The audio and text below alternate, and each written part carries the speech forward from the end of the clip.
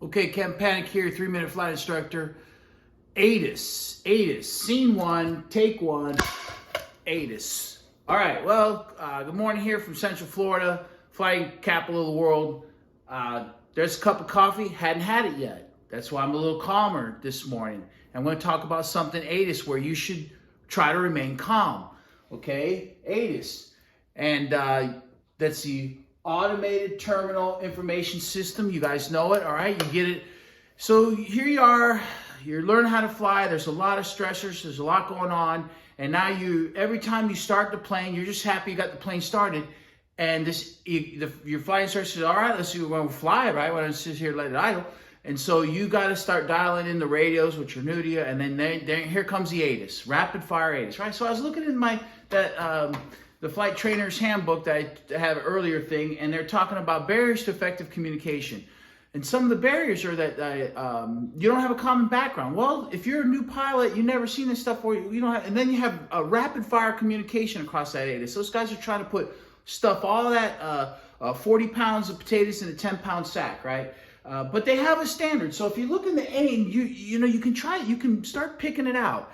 And what's going to be helpful is get that and start inputting it into your flight instruments in a routine. Try to establish a routine early on, because I understand the pressure cooker. Sometimes as a new pilot, you're going to sit there and it's over and over and you're trying to get it down. Your task saturated essentially. You're not really doing any tasks. You're just saturated. And read about how it comes in. It's in a set standard, right? It's like the identifier, blah, blah, blah, what code it is, and even the phonetic alphabet is new. So all this is a barrier to effective communication, but you're going to have to get over it because they're not going to change the ATIS for us, right? I got this new whiteboard here I'm showing off and showcasing. So I wrote down the chapter that you kind of need to look at to plan ahead, like we talked about. Preparation is key.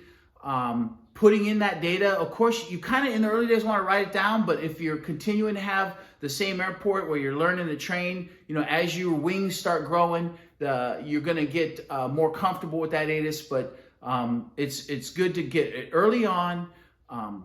Understand what is being transmitted to you. Understand that there are barriers to effective communication that are happening right there to you that you're going to have to overcome. But as a good pilot, you're going to be able to do it. And don't let the ATIS trick you. Take your time, listen to it, get it, and then try to move on, right? Because the engine's running and all that pressure, the flight instructor, and you're listening to ATIS over and over, and you got it, you can get it. Flight instructor, 3-minute flight instructor, over and out. Ta-ta.